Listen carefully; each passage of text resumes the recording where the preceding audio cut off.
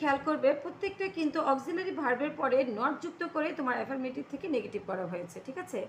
প্রত্যেকটা সেন্টেন্সই যদি খেয়াল করো সেক্ষেত্রে কিন্তু দেখবা am, was, is, was, were, can, must প্রত্যেকটা অক্সিলারি যে ভার্ব আছে সেই ভার্বের পরে নট যুক্ত করার পরে আমরা নেগেটিভ করেছি। আসসালামু আলাইকুম, সবাইকে স্বাগতম জানাচ্ছি আর্টেস স্কুলে। তো আজকে তোমাদেরকে ইংলিশ নিয়ে তোমাদের সাথে একটা ক্লাস নেব, সেটা হচ্ছে অ্যাফার্মেটিভ থেকে নেগেটিভ সেন্টেন্সের রূপান্তর, ঠিক আছে? অর্থাৎ হ্যাঁ বোধক থেকে না বোধক সেন্টেন্সে নিব। অর্থাৎ একটা সেন্টেন্স থাকবে যেটা হ্যাঁ বোধক থাকবে, যেমন আই এম প্রেজেন্ট, হ্যাঁ, যেমন এখানে একটা আছে, দেখো আই এম প্রেজেন্ট মানে আমি উপস্থিত আছি। তো এটাকে আমি নেগেটিভ করব, না বোধক করব যে আই এম নট প্রেজেন্ট, আমি উপস্থিত নেই, এরকম। মানে অ্যাফার্মেটিভ হচ্ছে হ্যাঁ বোধক বা হা বোধক, আর নেগেটিভ হচ্ছে না বোধক। তো আজকে আমরা কয়েকটা সেন্টেন্স তোমাদের সাথে আলোচনা করব। দেখো, অ্যাফার্মেটিভে যদি থাকে আই এম প্রেজেন্ট, আমি উপস্থিত আছি, এটাকে আমরা লিখতে পারি আই এম নট প্রেজেন্ট। অর্থাৎ আমরা এখানে নট শব্দটাকে, ওয়ার্ডটাকে ইউজ করব, আই এম নট প্রেজেন্ট, আমি উপস্থিত নেই। দ্বিতীয়টা দেখো, হি ওয়াজ অ্যাবসেন্ট, সে অনুপস্থিত, ঠিক আছে, সে অনুপস্থিত। এখানে আমরা নেগেটিভ কীভাবে করবো? অ্যাফার্মেটিভ যে সেন্টেন্সটা আছে হি ওয়াজ অ্যাবসেন্ট, এটাকে আমরা নেগেটিভ কীভাবে নিব? দেখো, হি ওয়াজ নট বা ওয়াজ নট অ্যাবসেন্ট। তো এটাকে আমরা এভাবে লিখতে পারি, হি ওয়াজ নট অ্যাবসেন্ট, অথবা তুমি শর্ট ফর্মে যদি ওয়াজ নটটা লিখতে চাও সেই ক্ষেত্রে তুমি লিখবা যে he was not absent, wasn't absent, he wasn't absent. যদি আমরা ফুল ফর্মে লিখতে চাও তাহলে লিখতে পারবো হি ওয়াজ নট অ্যাবসেন্ট, মানে ব্র্যাকেটের অংশটুকু বাদ দিয়ে দিতে পারো। আর যদি তুমি এই শর্ট ফর্মটা লিখতে চাও তাহলে শুধু হি লিখে ব্র্যাকেটের অংশটা লিখবে wasn't absent, he wasn't absent, তখন এই ওয়াজ নটটা বাদ দিয়ে দিবে। তারপরে দেখো, শি ইজ অনেস্ট, সে সৎ। তো এটাকে আমরা নেগেটিভ করব। কীভাবে করবো? দেখো, শি ইজ নট অনেস্ট, আমরা যদি শর্ট ফর্মটা ইউজ না করি তাহলে আমরা ব্র্যাকেটের এই অংশটুকু ইউজ করব না, আমরা লিখব যে শি ওয়াজ নট অনেস্ট। আর যদি শর্ট ফর্মে লিখতে চাও সেক্ষেত্রে তোমরা লিখবা শি ইজেন্ট অনেস্ট, তখন ইজ নটটা আর লিখতে হবে না, তখন তোমরা এই ব্র্যাকেটের ভিতরে যে অংশটুকু আছে সেই অংশটুকু লিখে দিবা শি ইজ। এরপর দেখো, আই ওয়াজ রিডিং, আমি বই পড়ছিলাম, হ্যাঁ, আই ওয়াজ রিডিং, আমি বই পড়ছিলাম। তো এটাকে আমরা নেগেটিভ ফর্মে কীভাবে নিব? আই ওয়াজ নট রিডিং, আমি বই পড়ছিলাম না।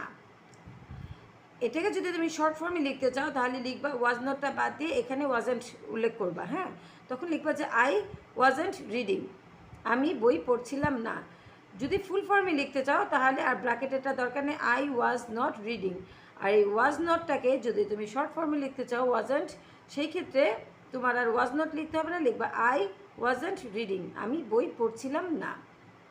তারপরে দেখো এখানে কি আছে, দে ওয়ার প্লেয়িং ফুটবল, তারা ফুটবল খেলছে। যেহেতু প্লেয়ের সাথে আইএনজি যুক্ত আছে, আইএনজি যুক্ত থাকলে সেটা এখন করছে এরকম বোঝায়। দে ওয়ার প্লেয়িং ফুটবল, তারা এখন ফুটবল খেলছে, এখন নাও নাই, এখানে হবে দে ওয়ার প্লেয়িং ফুটবল, তারা ফুটবল খেলছে। এটাকে আমরা নেগেটিভ করবো কীভাবে? They were not playing football, just only not আমরা ইউজ করবো, হ্যাঁ, they were not playing football. আচ্ছা, ওয়ার নটটাকে আমরা যদি শর্ট ফর্মে লিখতে চাই সেখানে ওয়ারেন্ট লিখতে পারি, ওয়ার লিখে এনটি, মানে উপরের কমাটা দিয়ে তারপর টি দিব। আচ্ছা, তারপরে দেখো, he can do this work, সে এই কাজটি করতে পারে। He can not do this work, যদি আমি শর্ট ফর্ম না ইউজ করি সেক্ষেত্রে আমরা লিখব he can not do this work, just can not, অর্থাৎ অক্সিলারি ভার্বের পরে আমরা নটটা যুক্ত করে দিব, he can not do this work. আর যদি শর্ট ফর্মটা ইউজ করো তাহলে ক্যান নট না দিয়ে can't, he can't do this work এভাবে উল্লেখ করে দিব। এখানে সমান দেওয়ার দরকার নেই, তোমরা লিখবা যে হি কান্ট ডু দিস ওয়ার্ক। আচ্ছা, এরপরে দেখো অ্যাফার্মেটিভ একটা সেন্টেন্স, ইউ মাস্ট গো দেয়ার, তুমি ওখানে যাবে। ইউ মাস্ট নট গো দেয়ার।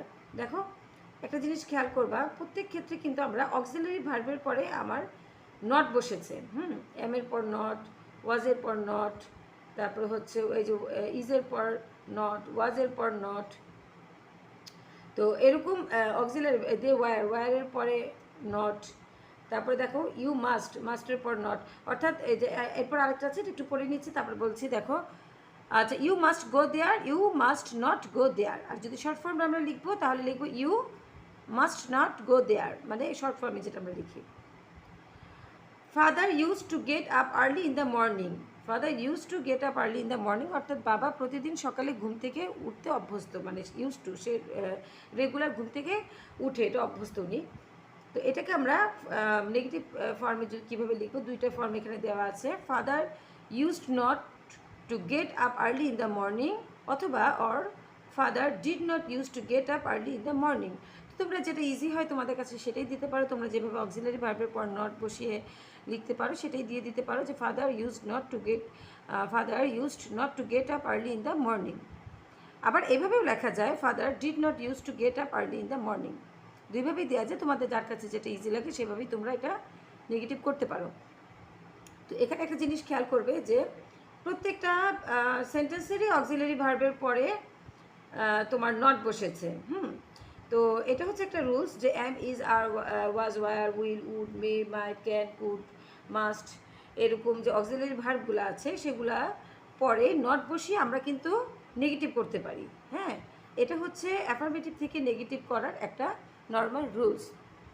তো তোমরা যারা এতক্ষণ পর্যন্ত আমার সাথে ছিল তাদেরকে অসংখ্য ধন্যবাদ। আর যারা আমার চ্যানেলটাকে সাবস্ক্রাইব করনি, প্লিজ আমার চ্যানেলটাকে সাবস্ক্রাইব করে দিও এবং পাশে থেকে বেল আইকন অল অপশনে ক্লিক করে দিও। আর তোমাদের কিছু বলার থাকলে আমার পেজ আছে, পেজের লিঙ্কটা দিয়ে দিব, এখানে তোমরা নক করতে পারো। তো সবাই ভালো থেকো, সুস্থ থেকো, দেখা হবে তোমাদের সাথে পরবর্তী ভিডিওতে। সে পর্যন্ত ভালো থেকো, আল্লাহ হাফেজ, আসসালামু আলাইকুম।